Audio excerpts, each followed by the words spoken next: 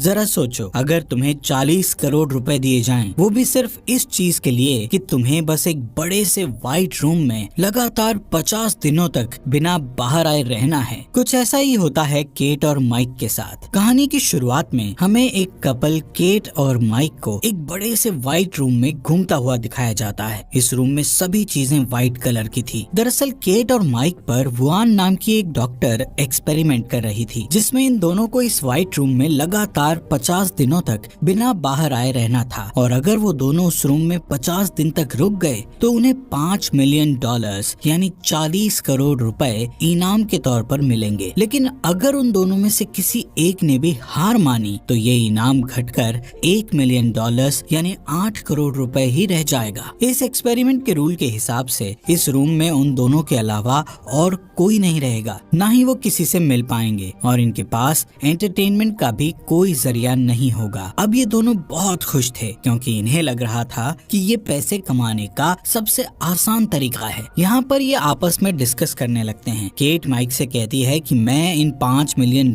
से अपने सारे सपने पूरे करूंगी। वहीं माइक इन पैसों को पार्टीज में उड़ाने का प्लान बनाता है और केट से कहता है कि इतना पैसा आने के बाद हमें कभी भी पैसों के बारे में सोचना नहीं पड़ेगा। थोड़ी देर बाद उनको एक AI डिवाइस की आवाज आती है, जो उन्हें यहाँ के रूल्स के बारे में बताती है कि अब वो लोग एक इमैक्युलेट रूम में हैं। इस रूम में उनके पास सिर्फ एक बेड, एक बेंच और एक सिंपल सा बाथरूम था, जहाँ पर एक मॉनिटर लगा हुआ था, जिसमें इस रूम में रहने के सारे रूल्स लिखे हुए थे। जिनमें से एक रूल ये लिखा हुआ था कि एक टाइम पर एक ही इंसान बाथरूम का इस्तेमाल कर सकता है। यहाँ दीवार पर एक रेड बटन भी था, जिसको प्रेस करके उनमें से कोई भी हार मानकर यहाँ से बाहर जा सकता था। वहाँ लगे मॉनिटर पर टच करके वो लोग अपने लिए खाने पीने का सामान मंगा सकते थे, और एग्जिट डोर के ठीक ऊपर एक बड़ी सी क्लॉक लगी हुई थी, जिसमें उनके 50 दिनों का टाइमर चल रहा था। इस रूम में कैट और माइक के लिए डेली न्यूट्रिशन का एक डिजाइनर बॉक्स आता था, जिसमें उनके खाने पीने का सामान होता था। रूम की लाइट्स रात होने पर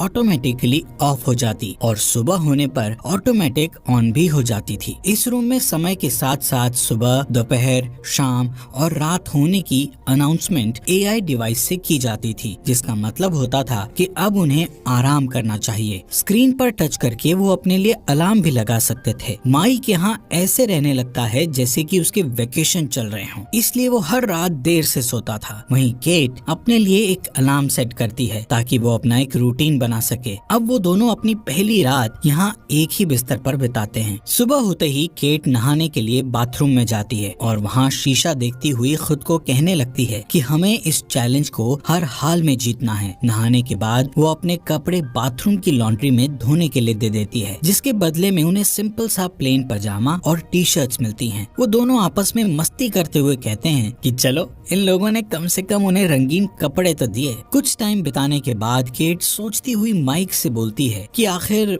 डॉक्टर वुआन ये एक्सपेरिमेंट क्यों कर रही है। माइक केट से बोलता है कि मुझे इसके बारे में नहीं पता, उन दोनों को बस इतना पता था कि उन्हें 50 दिनों तक यहाँ रहना है, जिसके बदले उन्हें 40 करोड़ रुपए मिलेंगे। इसके बाद माइक और केट खुद को बिजी रखने की कोशिश करते हैं। केट अपना मन शांत करने के लिए मेडिटेशन करने लगती है। वहीं माइक घूर घूर कर उस क्लॉक की ओर देख रहा था, जिसमें 50 दिन का टाइमर चल रहा था। बैठे बैठे माइक अजीब अजीब सी बातें सोचने लगता है, जैसे कि यहाँ की दीवारों का रंग सफेद ही क्यों किया गया है। केट उसे बार बार कहती है कि उसे लगातार उस क्लॉक की ओर नहीं देखना चाहिए, बल्कि उसे यहाँ टाइम बिताने के बाद मिलने वाले 40 करोड़ रुपए के बारे में सोचना चाहिए। लेकिन माइक के लिए ये बिल्कुल भी आसान नहीं था, क्योंकि वो कुछ दिन से सही से अपनी नींद भी पूरी नहीं कर पा रहा था। वहीं केट अपना डेली रूटीन जारी रखती है और वो माइक का ध्यान उस क्लॉक से हटाने के लिए उसे कुछ टाइम रनिंग करने को कहती है। जब केट मेडिटेशन कर रही होती है तो माइक भी उसे देखकर रनिंग करने लगता है। इसके बाद टाइम पास करने के लिए वो दोनों बच्चों वाले गेम्स खेलने लगते हैं और साथ ही डांस करते हैं। यहाँ पर जैसे ही वो दोनों अपने कपड़े लॉन्ड्री में धोने के लिए देते हैं तो वापस उन्हें वही सेम पजामे मिल जाते हैं। ऐसे ही कुछ हफ्ते बीत जाने के बाद कुछ ऐसा होता है कि माइक को उस रूम में एक कीड़ा दिखता है और वो उससे बात करने लगता है। माइक उसे खाना खिलाने की कोशिश करता है, लेकिन जैसे ही वो फर्श पर अपने मिल्क शेक की कुछ बूंदें गिराता है, तभी AI डिवाइस की आवाज आती है, जो उसे कहती है कि ये खाने पीने का सामान सिर्फ तुम दोनों के लिए है माइक यहाँ पर थोड़ा परेशान हो जाता है और उस AI डिवाइस से कहता है कि ये कीड़ा यहाँ भूख की वजह से मर जाएगा, इसलिए मैं बस इसे यहाँ से बाहर निकालने की रिक्वेस्ट कर रहा हूँ। केट माइक को समझाने की कोशिश करती है कि जिस स्पीकर से AI डिवाइस की आवाज आती है वो दोबारा किसी चीज को नहीं दोहराता, लेकिन माइक केट से कहता है कि मुझे इस कीड़े को बाहर निकालना ही पड़ेगा वरना ये यहीं पर मर जाएगा। इतना कहता हुआ वो उस रूम में लगे रेड बटन की ओर जाने लगता है। यहाँ पर इन दोनों के बीच बहस होने लगती है। केट कहती है कि वो बटन दबाने पर हम ये चैलेंज हार जाएंगे और उन्हें यहाँ से खाली हाथ बाहर निकाल दिया जाएगा। हालांकि माइक बाहर नहीं जा रहा था, वो बस उस कीड़े को बचाने की कोशिश कर रहा था। इसके बाद माइक उस कीड़े को नीचे रखकर केट को कहता है कि ये कीड़ा एक लिविंग थिंग है और तुम्हें इस पर जरा सी भी दया नहीं आ रही, जिस पर केट उससे कहती है कि तुम्हें ऐसा इसलिए लग रहा है क्योंकि तुम एक वेजिटेरियन इंसान हो। ऐसे ही काफी देर तक इनकी बहस चलती है और गुस्से में केट वहाँ से आगे बढ़ने लगती है कि तभी बातों ही बातों में गलती से उसका पैर उस कीड़े के ऊपर टिक जाता है, जिससे वो कीड़ा वहीं पर मर जाता है। केट माइक से बोलती है कि ऐसा उससे गलती से हुआ है, लेकिन माइक ये मानने को तैयार नहीं होता और गुस्से में आकर वो एक कोने में अपना पूरा दिन बिता देता है। इस रूम के रूल्स के अकॉर्डिंग उन्हें 2 ट्रीट्स लेने की परमिशन थी, इसलिए माइक केट से कहता है कि मैं अपनी एक ट्रीट लेने वाला हूँ। केट उसे याद दिलाती है कि ऐसा करने से उनके प्राइज मनी से $1 लाख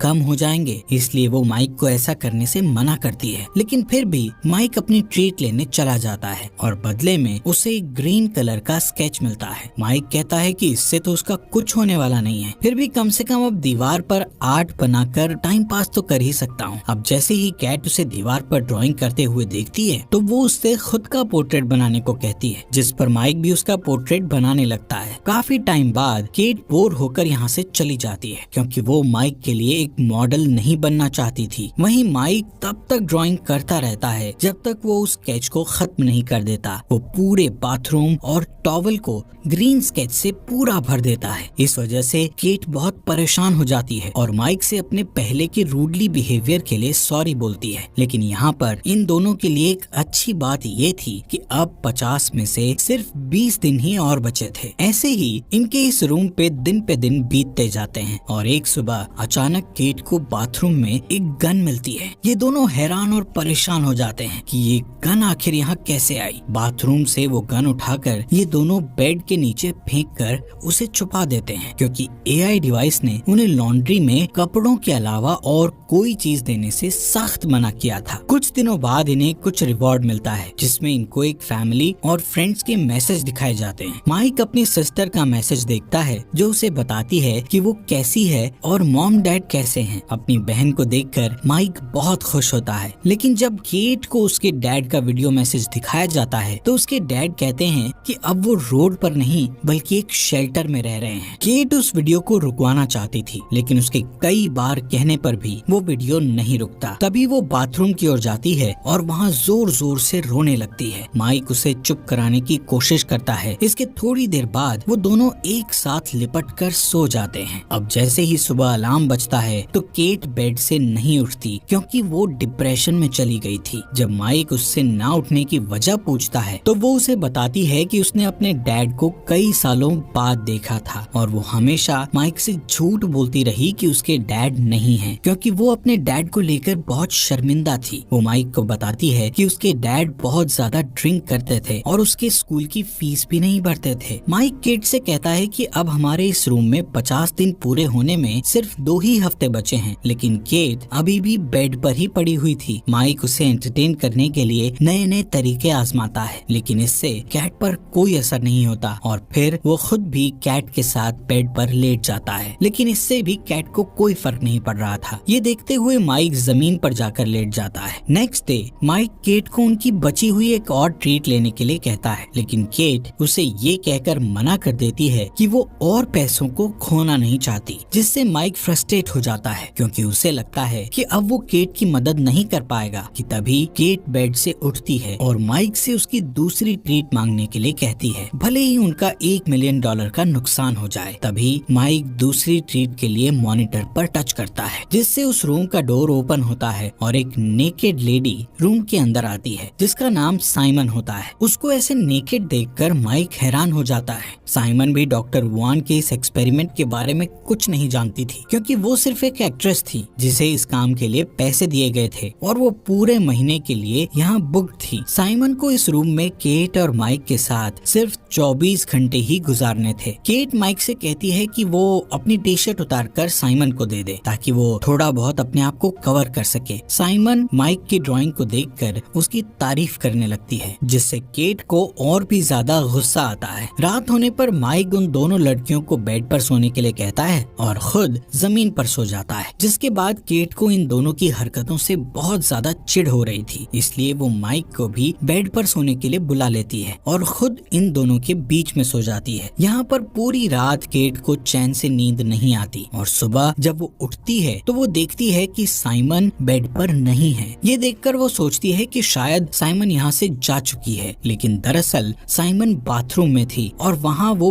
बिना कपड़ों के नेकेड घूम रही थी। केट ये चीजें और झेल सकती थी, इसलिए वो शांत रहती है। इसके बाद वो तीनों रूम में यहाँ वहाँ डांस करना स्टार्ट कर देते हैं, एक दूसरे को किस करने लगते हैं। इससे माइक को इतना ज्यादा नशा चढ़ जाता है कि उसे हेलुसिनेशन होने लगते हैं। उससे अपने हर तरफ खून ही खून दिखता है। माइक अपने आप को पानी में डूबता हुआ देखता है। वहीं पानी में उसे अपना छोटा भाई भी दिखता है जो उसके साथ ही डूब रहा था। इसी बीच केट और साइमन माइक को होश में ले आती हैं, लेकिन वो अभी भी पैनिक कर रहा था और जोर जोर से रोने लगता है। वो बार बार एक ही चीज रिपीट कर रहा था कि मेरे भाई शॉन को डूबने से बचा लो। केट उसे किसी बेड पर ले जाकर सुला देती है, जिसके बाद साइमन केट से पूछती है कि वो और माइक कैसे मिले थे, जिस पर केट बताती है कि वो लोग एक बारिश वाले दिन मिले थे। उसके पास अम्ब्रेला नहीं थी, तभी माइक उसके पास आया और उसने उसे भीगने से बचाया। यहाँ पर ये दोनों आपस में ऐसे काफी टाइम बातचीत करती रहती हैं। थोड़ी देर बाद माइक जग जाता है और साइमन के पास जाकर बैठ जाता है, जहाँ वो दोनों अपनी अपनी लाइफ के बारे में बातें करने लगते हैं। साइमन बताती है कि उसने अपनी मदर को बचपन में ही खो दिया था। यहाँ पर ये दोनों अपने अपने फैमिली मेंबर्स के गम को शेयर करने लगते हैं, जिससे इन दोनों के बीच बॉन्ड और अच्छा हो जाता है। साइमन माइक का हाथ पकड़कर उसे रिलैक्स फील करवाती है कि तभी पीछे से केट आकर उन दोनों को एक दूसरे का हाथ पकड़े हुए देख लेती है। अब केट का गुस्सा 7वें आसमान पर चला जाता है, क्योंकि वो पहले से ही उन दोनों की नजदीकियों को बहुत झेल रही थी। केट साइमन को बोलती है कि तुम शुरू से मेरे बॉयफ्रेंड को मुझसे छीनने की कोशिश कर रही हो। इस बात पर साइमन भी केट पर गुस्सा हो जाती है और बोलती है कि तुम एक इनसिक्योर लड़की हो जिसे अपने बॉयफ्रेंड पर जरा सा भी विश्वास नहीं है। यहाँ पर ये दोनों एक दूसरे पर चिल्लाना शुरू कर देते हैं। तभी माइक गुस्से में आकर इन दोनों पर चिल्लाता है और यहाँ से जाने लगता है। थोड़ी देर बाद केट साइमन से माफी मांगने की कोशिश करती है, लेकिन साइमन उसके गुस्से को ये कहकर और भड़का देती है कि उसने माइक के साथ ऐसा कुछ भी नहीं किया था। नेक्स्ट मॉर्निंग जब माइक उठता है तो वो कुछ ठीक फील नहीं कर रहा था। अब साइमन भी इस रूम से जा चुकी थी, लेकिन जाने से पहले उसने यहाँ माइक के लिए एक मैसेज छोड़ दिया था, जिसमें लिखा था कि पहले कभी किसी ने मुझसे इतना प्यार नहीं किया। केट ये मैसेज माइक को दिखाती है और उस पर भड़कने लगती है कि तुम मुझे चीट कर रहे हो। माइक केट को समझाता है कि जो भी साइमन ने लिखा है वो सब झूठ है। वो कहता है कि इस रूम में ये सब जानबूझकर किया जा रहा है ताकि वो दोनों आपस में लड़ें और हार मान लें। गुस्से में केट माइक को धक्का मार देती है, जिससे उसका सर